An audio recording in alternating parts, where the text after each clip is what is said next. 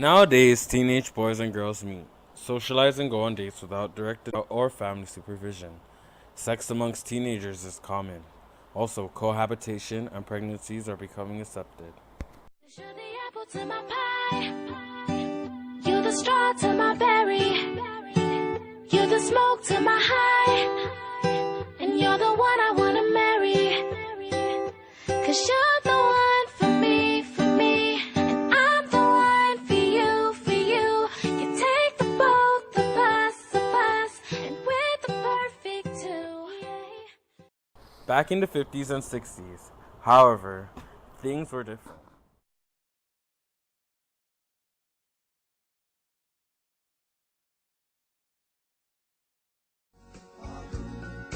I'm gonna miss you, girl. How do you? I'm a Holland how do I'm gonna miss you, girl. How do you? I'm a Holland Courtship during my time growing up in the late 50s, early 60s was almost non-existent. It was very strict. Usually you'd meet someone that you like through school.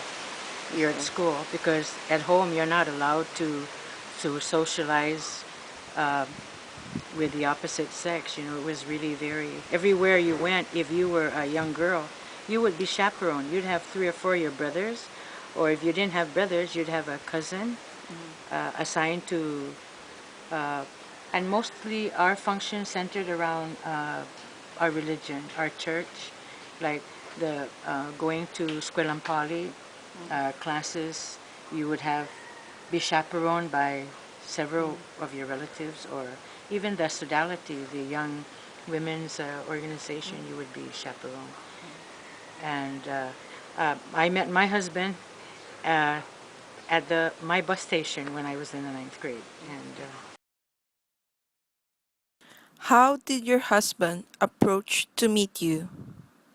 I guess because I was the new girl in town, um, a lot of the guys in my neighborhood or even at my school wanted to meet me.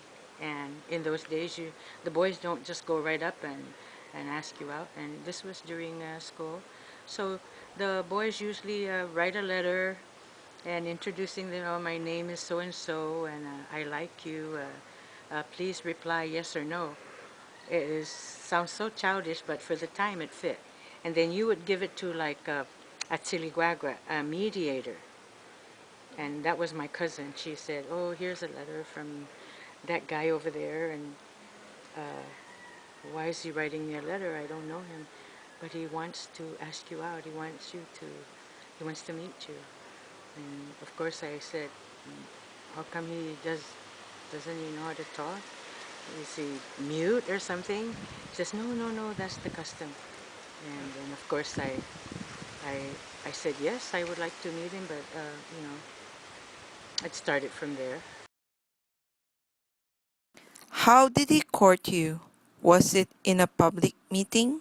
Mostly we would meet at school.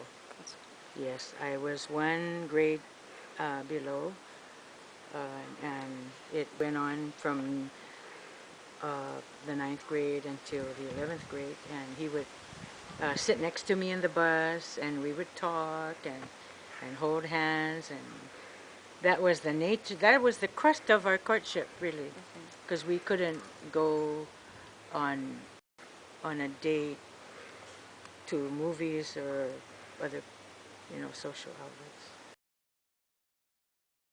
How long did it take before you officially became boyfriend About girlfriend? 2 to 3 years, and before that happened, he had to go, and I had to tell my parents that this boy wants to come to my house and spend some time with me and talk to me, and my parents would decide yes or no, and then they would set up the time. With my husband, they said he could only come for 1 hour to see you.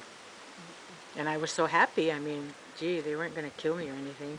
I could have him over, but they had put a huge table between us, and that was really awkward because I could hardly even hear what he was saying. And he he had uh, my parents had my brothers hanging around the area where we were sitting on a porch and just keeping an eye on us to check if we were kissing, and they'd go and, of course, tattletale. Did you go on a date with your But boyfriend? I wasn't allowed to. Some parents at that time, it was just beginning the idea of dating or even going somewhere chaperone outside the home. It was just starting, but we were a southern family. We were from the south. And if your parents don't allow it, then you could cry blood and it's not going to happen. So What were the forms of affection? if we held hands, it was we just did it when we weren't being watched or even kissing, a hugging. Uh, we it just wasn't allowed to show any kind of outward affection. Yeah, it was almost platonic. What does soltera mean? Means a single girl. Now the masculine part is suteru, which is a single boy or man. But that also has another meaning for the female gender. The grandmas will ask their daughters, oh, kosutera esta si Tana? Meaning, has she had her menstruation already? That's the other meaning for that. So When you have it has to menstruation. deal with the context of what you're asking. Oh, I see. Like, you're my friend. Let's role play. You're my friend, and then my sister will go, ko sutitera. Are you still single? You're not married, and then that's the context of sutera in that nature.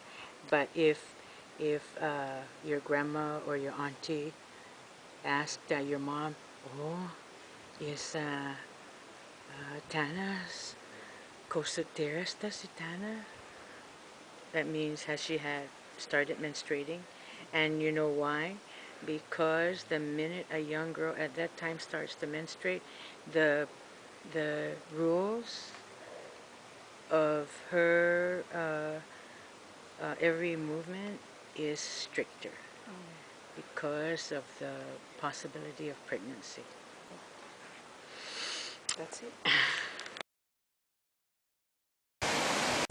Let's do this, man. My sweet island lady, girl, you drive me crazy. Alopatu la utaine, ofatu ka ahine po